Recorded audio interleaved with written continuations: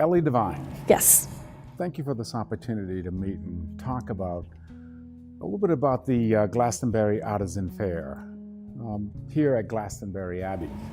How long has this Artisan Fair been taking place here? This fair is in its 4th year. So it's relatively new, but you probably know that monasteries have a long history with art and artisans. And our extended community has a lot of artists in it, a lot of potters, jewelry makers. And so I think probably 5 years ago, probably over coffee someday, as is wont to happen, we were talking about all the artists that we had here and why not showcase them. So the first year, it was mainly artists from the community, from the extended community. So it was quite small.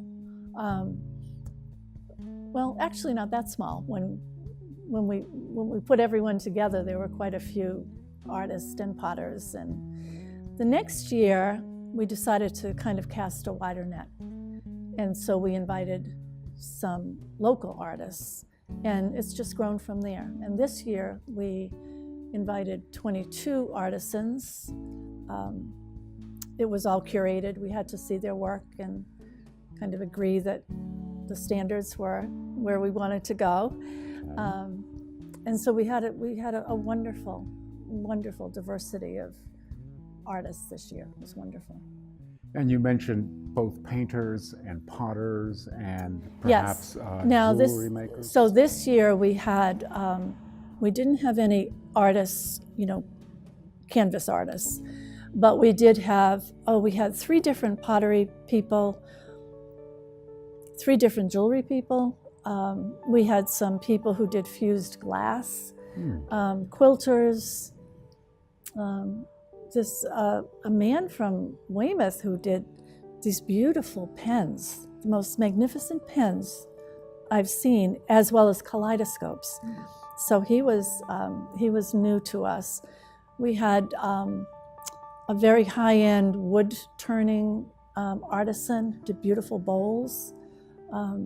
We had some fabric people, did some fabric. We had Max, who was a big hit with his... Let's talk a little bit more about Max. Yeah. We're talking about Max Bohane. Yes. This is the 11-year-old fifth grader. Yes. Tell me more about him. Well, he came to us late. We were all set up, and his mom gave us a call and said, I have a son who does drawings.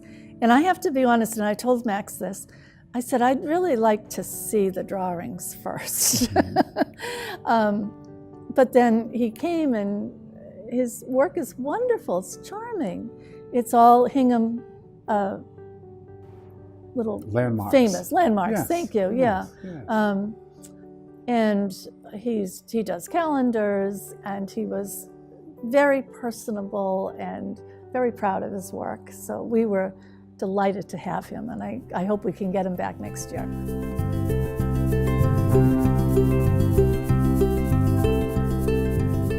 Our family friend used to do these calendars before she passed away of brain cancer, and 2 years ago. So I wanted to keep the tradition of doing the calendars. So I drew my favorite landmarks in Hingham and what I thought were very popular.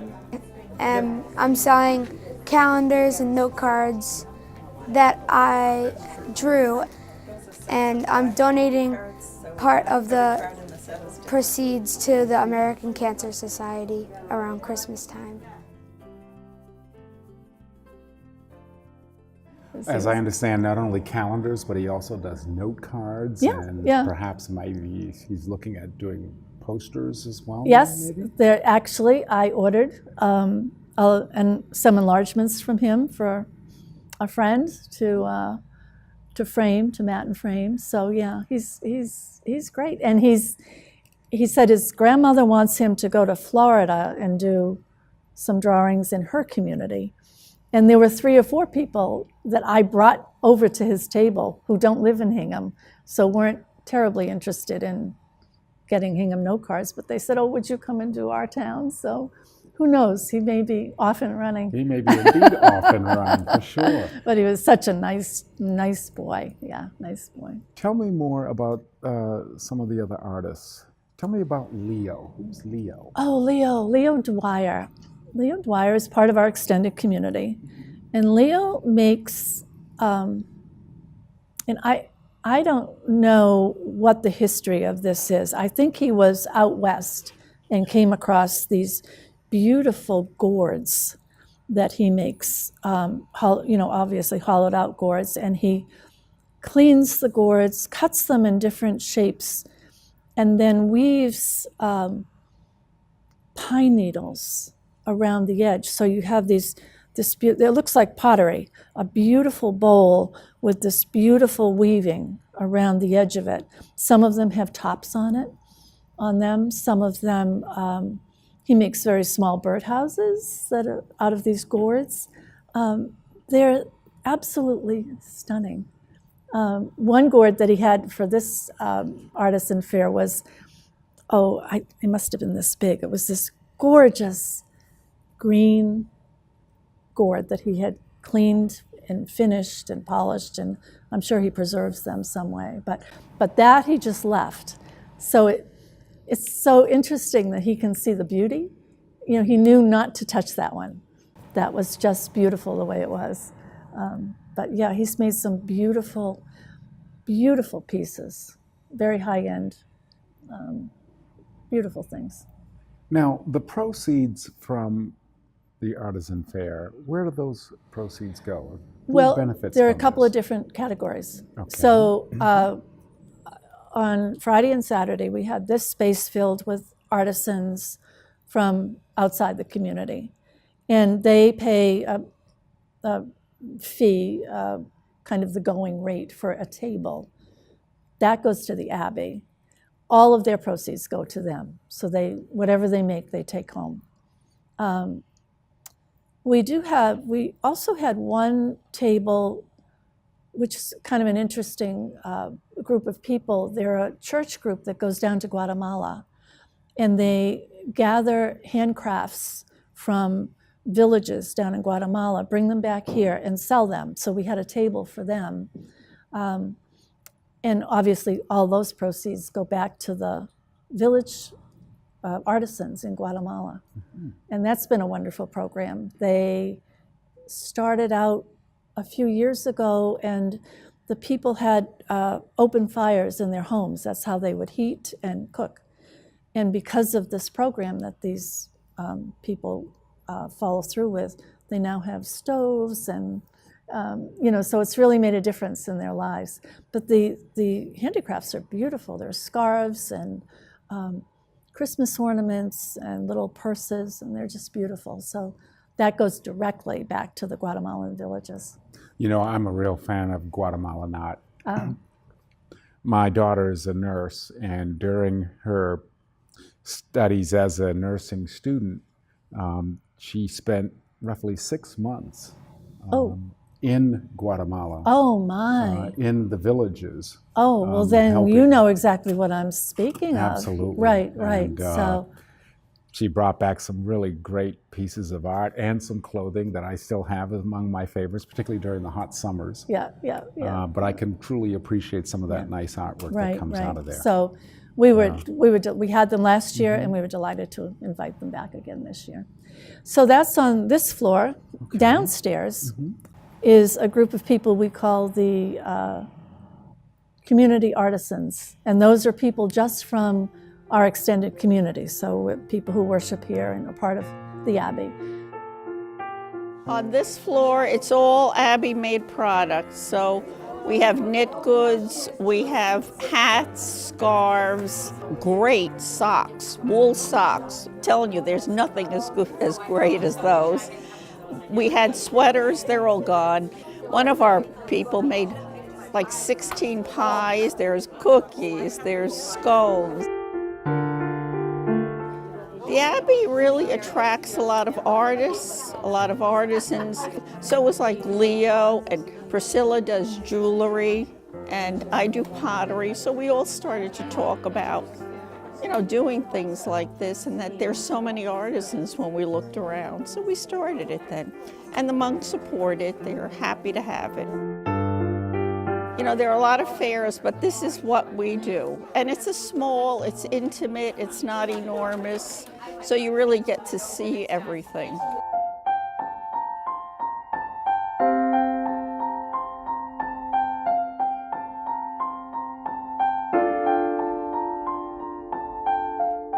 So we had pottery, handmade thrown pottery, winter bulbs that have been grown, knit goods, beautiful handmade sweaters and baby things and quilts and a bake table.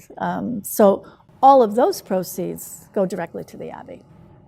Now, I've seen on, I believe it is Monday nights, there's A knitting gathering, group. a knitting group. So are these, that knitting group, are they producing some of the That particular items? group is not. They just Okay. meet here. But there is another knitting group that knits all year long and then produces things for the fair. So, yeah, they're great. They're the wonderful baby things. And this year we had another one of our extended community members made these wonderful, fanciful mannequins that we kind of dressed up with the sweaters and the scarves. But we ended up selling them because people loved them so much.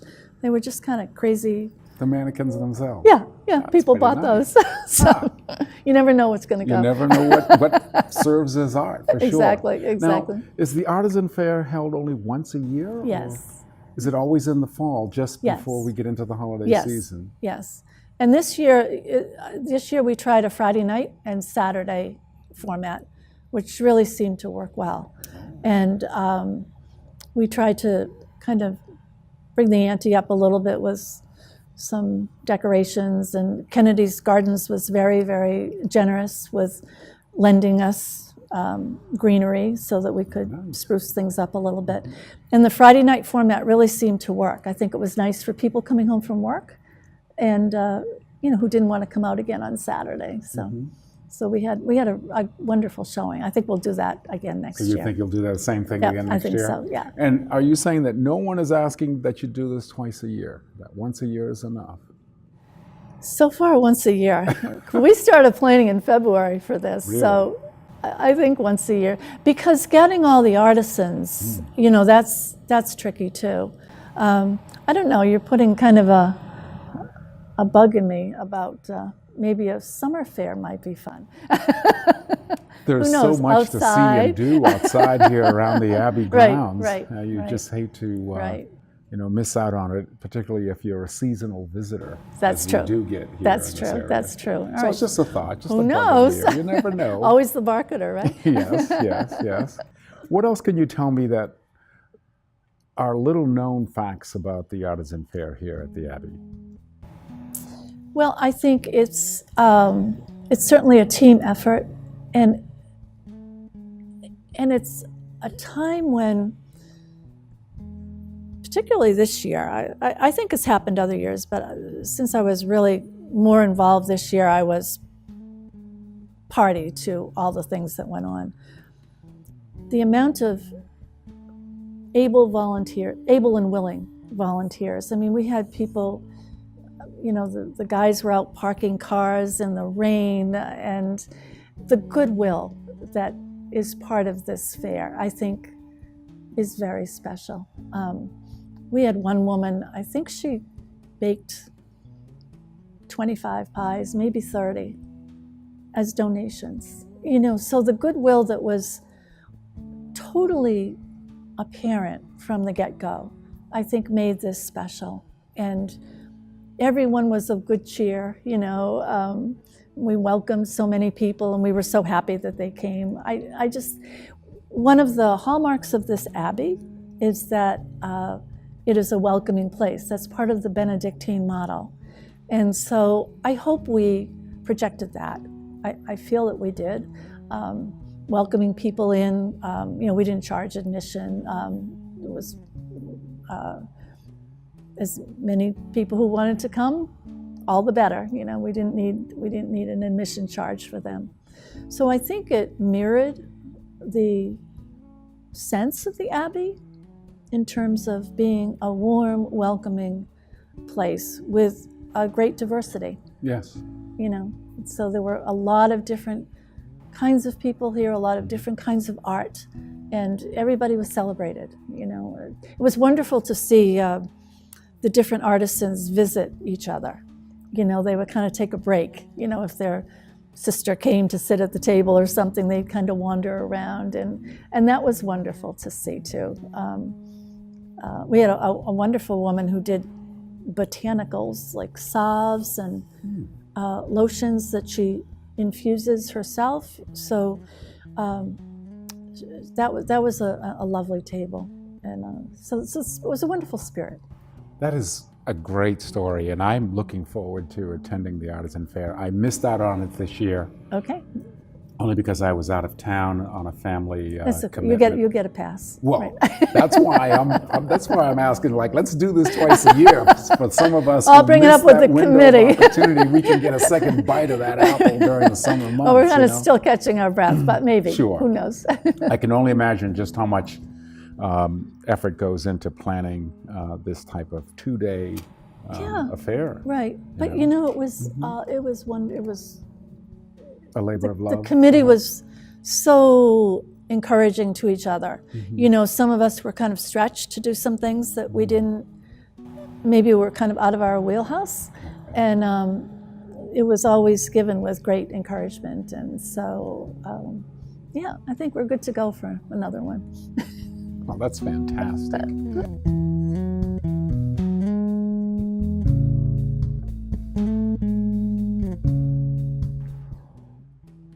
I was pleasantly surprised to discover that indeed all are welcomed here at the Glastonbury Abbey.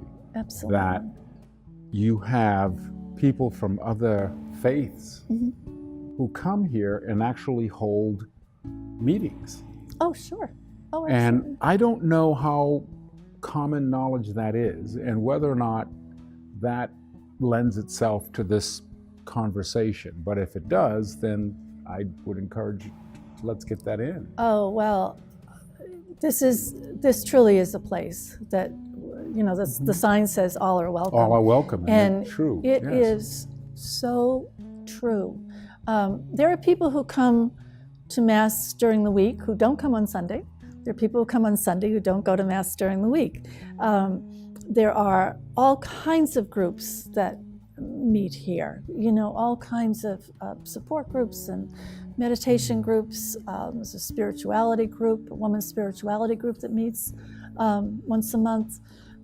We have the retreat house. We have people coming from all over the country, really, for retreats.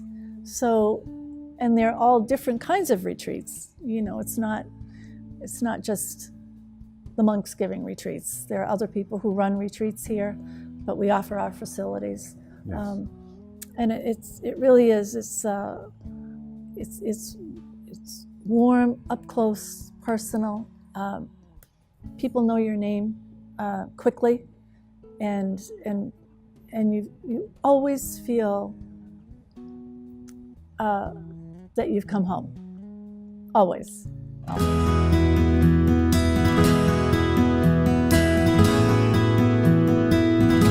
Many of them are retired.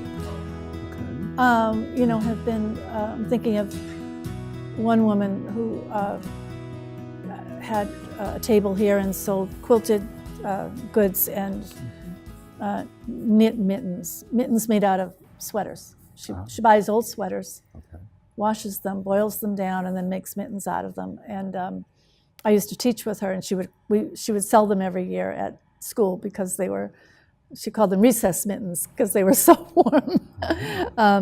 So that's something she's done, you know, since she's retired. So I don't know that many of the people have this as their primary livelihood. Sure. I think it's an extra. I'm curious to know a little bit more about when you talked about curating the artisans. Do you have a committee of people who work with you, and are the members representing different disciplines across the arts? Well, Leo's on our committee. So we have, there were five people on the original committee, and that became extended as we got closer to the fair. Okay. But we spent the reason we started we started last December, because the committee members went to all the local fairs and saw different people, and we just always had it on our plate that we were looking for really quality artisans. You know, we really wanted a high level of art. How do you get the word out there? How do you promote awareness other than the sign that I perhaps pass by when you see the sandwich board out there? Right. How else do you promote awareness of this? This year, that's a good question, because this year we designed a poster and put that out in as many places as we thought we could. It's also on our website. It's also on the Facebook page. But I think next year, you know, what I noticed is that around town there's a lot of signs that are kind of out on public areas, and I think maybe next year we'll do a little bit more of that. Okay. We also contacted South Shore Living and the local papers. So I don't know. I think the only thing we might change next year is getting those signs out. You know, as you're driving down 3A or something, you'll see Harvest Fair, you know. So we might. Were you pleased with the turnout this year? Yes, we really were. We didn't know how Friday night would go, and we had almost 200 people. And did you see people arriving who might have been here for the first time, never discovering the Abbey until the fair? Hard to tell. Okay. I mean, I saw a lot of people I didn't recognize, so it wasn't just, you know, Abbey people. It was, you know, there were a lot of people from. I think we kind of advertised with the posters in Marshfield, Scituate, Plymouth, surrounding areas. Yeah. So hopefully we got the word out. We'll do a little bit better next year. You can count on at least +1, if not +2 for next year, for sure. So we have a member of our community, our extended community, who's quite a celebrated botanical artist. She's won awards, and she's just pretty remarkable. And so she designed this beautiful poinsettia that we put on the poster. And her name is Ruth Ann Weatherby. Ruth Ann Weatherby. Yes. And we will use that forever, I think, because it just became kind of iconic, I think. We used it last year and then again this year. So look for the poinsettia next year. I will be sure to look for it for next year. Okay. Well, thank again, you so much. Thank you so much. Yeah, we really appreciated us having this time together. Thank you very much. All right. Bye-bye. Bye now.